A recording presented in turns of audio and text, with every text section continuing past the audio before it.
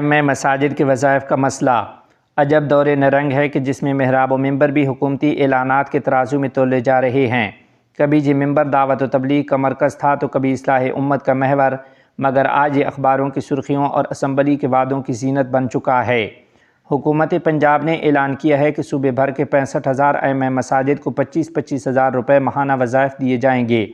بظاہر یہ ایک دینی ہمدردی اور مذہبی قدردانی کا مظہر معلوم ہوتا ہے، مگر باطن میں بہت سے سوالات سر اٹھا رہے ہیں۔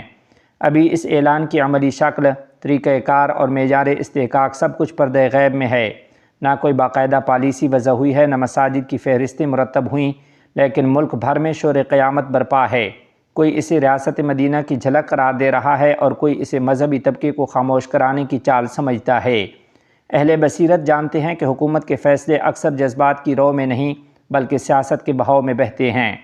چند یوم قبل وزیر اعلیٰ صاحبہ نے جو علماء و مشائخ کو مدعو کیا، ان میں غالب اکثریت ایک ہی مکتب فکر سے تھی۔ گویا پالیسی کی سمت واضح ہے کہ یہ فیصلہ تمام طبقات کی یکساں خیرخواہی کے لیے نہیں بلکہ کسی ایک حلقے کو وقتی طور پر مطمئن کرنے کی ایک سیاسی حکمت عملی ہے۔ یہ اعلان دراصل اس تصادم کے بعد سامنے آیا جو حکومت اور تحریک لبیک پاکستان کے مابین حالیہ دنوں میں ہوا۔ گویا اب ممبر کی زبان کو نرم رکھنے کے لیے زر کی رسی پھینکی گئی ہے۔ اہل دیوبند کے ائمہ مساجد چونکہ اس سیاسی قربت کے دائرے میں نہیں، اس لیے ان کے لیے یہ وظائف محض ایک خبر سے زیادہ کوئی حقیقت نہیں رکھتے۔ چنانچہ ان کی طرف سے آنے والے احتجاجی یا محتاط رد عمل کو بھی پیش بندی کہا جا رہا ہے۔ لیکن سوال یہ ہے کہ کیا ممبر رسول صلی اللہ علیہ وسلم کا وارث زر و سیم کی قید قبول کرے؟ کیا وہ امام جو ہر صبح و شام لوگوں کے دلوں کو خدا کی طرف موڑتا ہے، اپنے ضمیر کی آزادی کو ماہانہ وظیفے کے عوض رہن رکھ دے؟ یہ وہی ممبر ہے جس پر سیدنا ابو بکر صدیق رضی اللہ تعالیٰ عنہ نے فرمایا تھا، اگر میں درست رہوں تو میری اطاعت کرو اور اگر میں راہ خطا پر چلوں تو مجھے درست کرو۔ یہ ممبر حکومتوں کو درست کرنے والا تھا، حکومتوں سے درست ہونے والا نہ تھا۔ ہمارے اسلاف نے ہمیشہ مسجد کو سیاست وقت سے بلند رکھا۔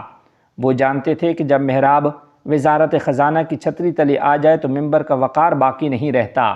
جس روز امام تنخواہ کے چیک کی تاریخ دیکھنے لگے، اس دن خطبے کی حرارت ماند پڑ جائے گی۔ یہ اعلان خواہ کتنی ہی نیک نیتی سے کیا گیا ہو، مگر اس کے اثرات معاشرتی توازن کو بگاڑ سکتے ہیں۔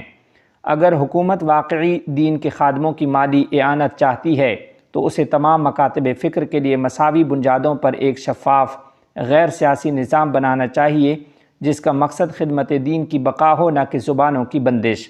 ورنہ وہ دن دور نہیں جب ائمہ مساجد کے ممبر حکومتی ترجمانوں کے سٹیج بن جائیں گے، اور پھر شاید تاریخ یہ لکھنے پر مجبور ہو کہ جب ائمہ نے وظائف قبول کیے تب ممبر نے اپنا استقلال کھو دیا۔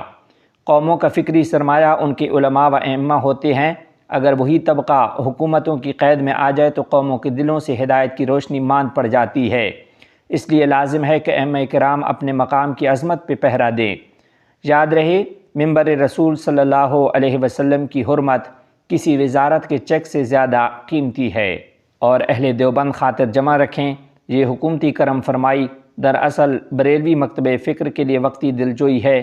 دیوبندیوں کے حصے میں تو حسب معمول وہی سیاسی نظر اندازی اور محرومی کا سکہ آنے والا ہے کہ حکومت کے خزانے میں ان کے لیے پھوٹی کوڑی بھی نہیں رکھی گئی۔